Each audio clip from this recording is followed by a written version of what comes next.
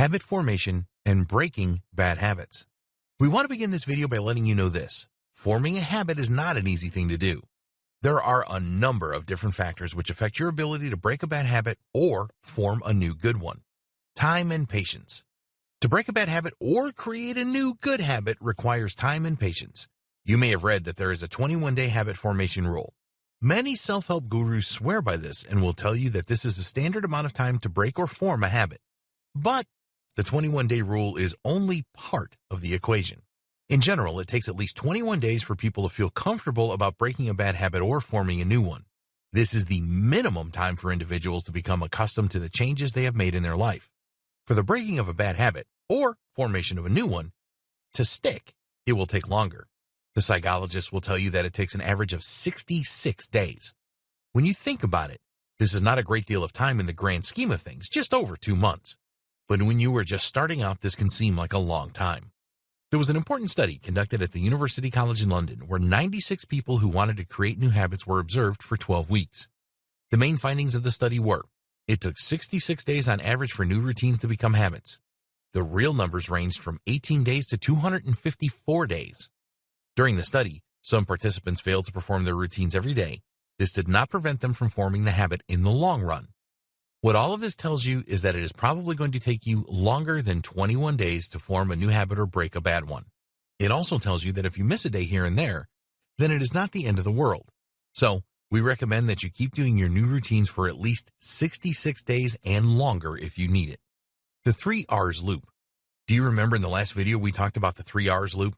The clever people over at MIT discovered that there is a neurological loop that affects the routines that we perform regularly. Just to remind you of the 3 R's, remind, routine, reward. Why is this a loop? Well, you trigger a habit through a reminder, and this will affect your routine, and in turn, you will feel a sense of reward from this. To look at it another way, remind. This is the trigger that initiates the behavior or action. Routine, this is the action or behavior. Reward, this is the pleasure or fulfillment that you get from the action or behavior.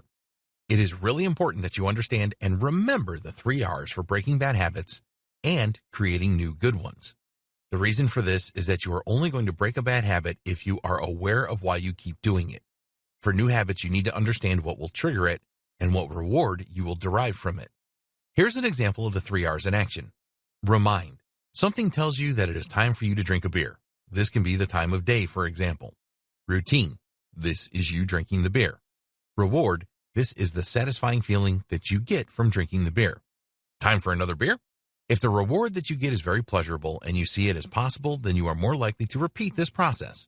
Once you start drinking beer and enjoying it, in a very short time it can become a habit if you do it often enough.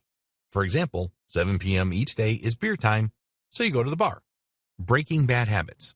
Okay, so now you know how the 3 R's work. It is time for you to use the principle to break your bad habits. There are 3 steps in this process. 1. Identify the habit. We already covered this in video 2. The habit is the routine, so let's use an example here of procrastination. Now that we have established procrastination as the habit you want to break, you have to know what triggers your procrastination, the reminder. Then you need to identify the reward you get from procrastinating. How do you do this? Well, the best way is to ask yourself questions. So to identify the trigger for your procrastination, you can ask yourself, why do I want to procrastinate? Is it because I feel overwhelmed? Does it provide an escape for me? Now move on to the rewards of procrastination. Does it make me feel relaxed? Does it make the stress go away? Does it allow me to do the things that I want to do? These questions are just examples. Ask yourself the questions that are right for you. Once you ask the right questions, you will identify the triggers that remind you to procrastinate and the rewards that reinforce your procrastination habit. 2. Consider the rewards. The rewards that you experience from your bad habits will reinforce them. So, procrastinating provides you with a relaxing escape and prevents you from becoming overwhelmed. You do not want to be overwhelmed, so whenever you are faced with a task that you are not sure how to proceed with or is really challenging, then it is likely that your procrastination habit will kick in. Now consider other things that can prevent feeling overwhelmed and provide you with an escape. What if you were to break down a large task into smaller parts so that it doesn't overwhelm you? Or perhaps you can give yourself a reward for finishing the task that relaxes you. These are good alternatives to procrastinating. In this step, you want to play around with the rewards until you find the real thing that is driving your behavior. By examining alternatives to the procrastination habit, It will be possible for you to identify what the most important reward is for your procrastination. This reward is making you crave the habit of procrastination. We gave you 2 alternatives to achieve the rewards. To provide you with the reward of avoiding feeling overwhelmed, you can break up the task. For the reward of escaping, you could choose something else that enables you to escape, such as watching an entertaining video online once you have completed the task. So, think about some alternative routines and write down how you feel about these alternatives. By doing this, you gain a better understanding of your actions and emotions. You can also post these alternatives as possible solutions to break your habit in the future. Remember that it will take time to eradicate your bad habits. Now let's move to step 3. 3. Identify reminders. Okay, we are not going to pull any punches here. This is the most difficult step. The reason for this is that a number of different triggers surround us. Think about your daily habit of eating your lunch. The action of eating lunch can be triggered by the time of day. For example, 1 p.m. is lunchtime. Or you could find that your stomach starts to rumble, and this triggers your lunchtime. What about if you are at work and some of your colleagues tell you that it is lunchtime and they want you to go with them? So, given this, how do you identify reminders?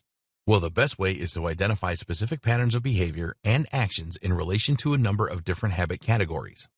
These categories are the result of a number of research studies that directly affect the behavior and actions of people. There are 5 categories. 1. Time of day. 2. Where you are located. 3. Your emotional state. 4. Other people. 5. The action preceding your urge. You have identified being easily distracted as a bad habit. Take a look at the table below to get a better idea of how this can be triggered. Only one of the categories has a distinctive pattern in this case, and that is your emotional state. So, you can comfortably conclude that when you are bored, you are the most likely to be distracted. Once you have identified your main reminder, you can now take the necessary steps to break your habit. In the next video, we will discuss how to create new good habits with the 3 R's.